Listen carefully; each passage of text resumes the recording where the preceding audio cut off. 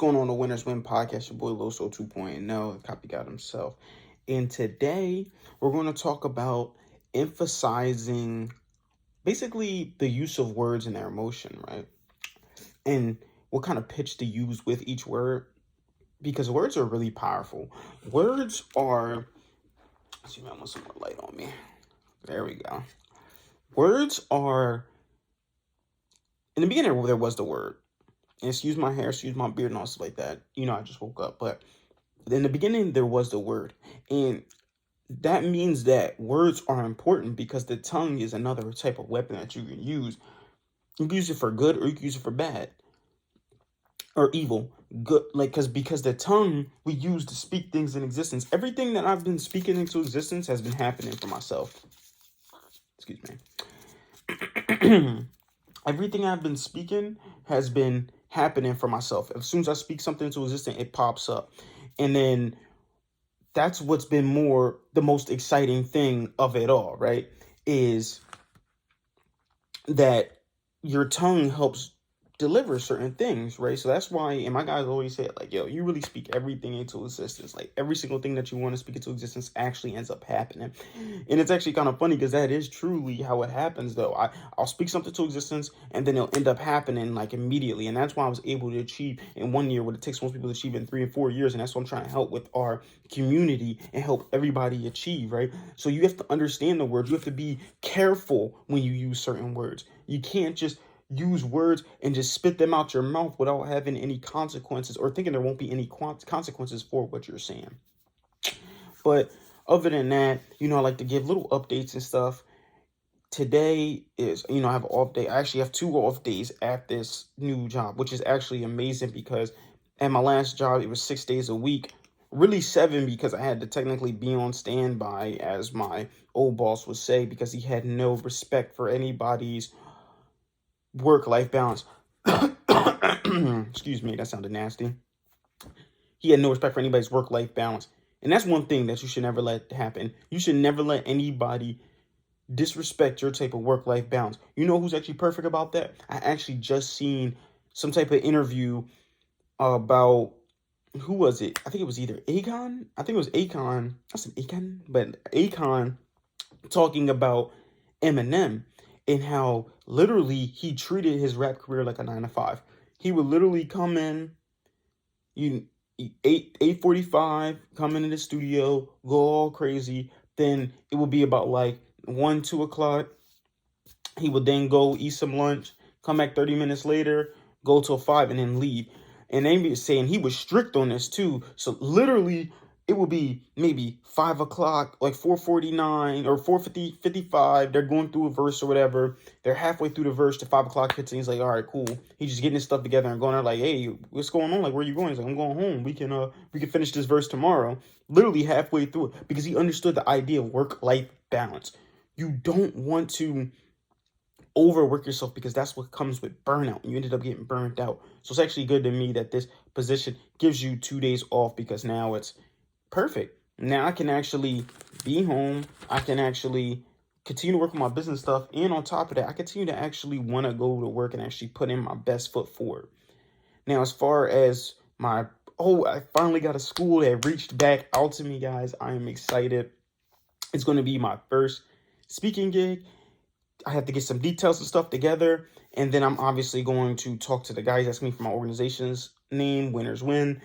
I'm going to end up talking. I'm just excited. Like, yo, I really did not expect them to actually reach back out to me, to be honest with you.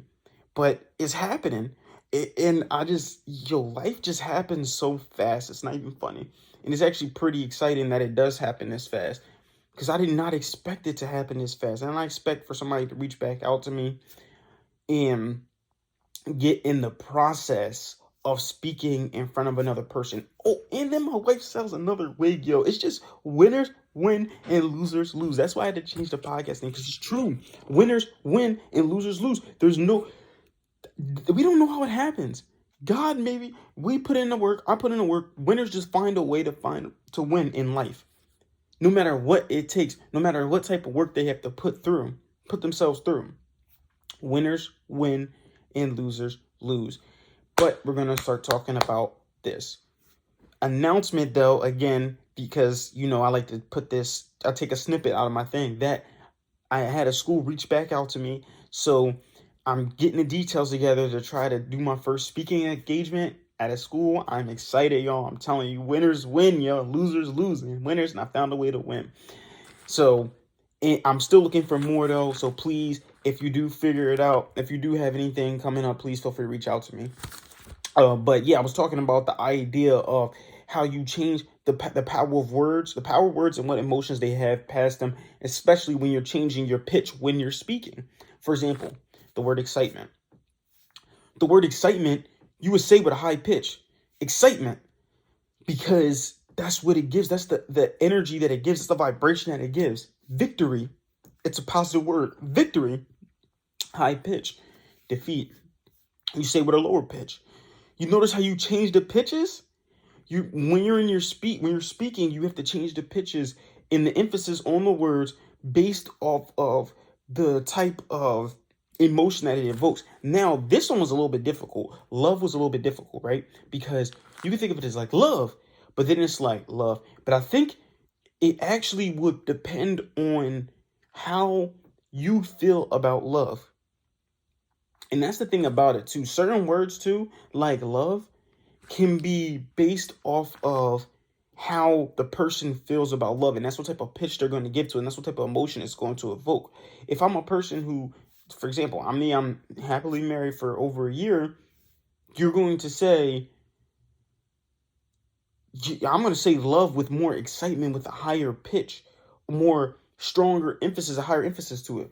But then another person who has been in and out of relationships or been in toxic relationships, they're probably going to see love as a lower pitch and a lower vibration. It's going to invoke a different type of emotion from them, maybe sorrow or maybe sadness from them, though, because that is what they feel inside. This is what I mean by love, by your emotions are invoked by the type of words. This is why in the beginning there was the word, because words have that much power over different people, over different things.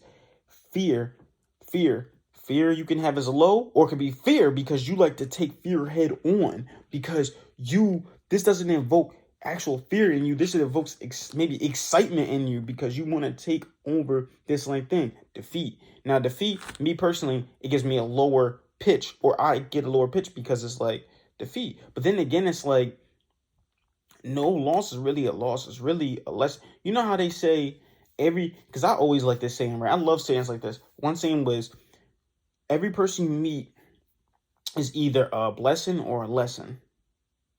But to me, it comes back to, if that person is a lesson, that then is a blessing. Because remember that idea we were talking about with wisdom? How nothing is going to teach you more than life will. Experience. Applying knowledge, experience that you gain from applying knowledge is the only thing that's going to teach you what's between right or wrong.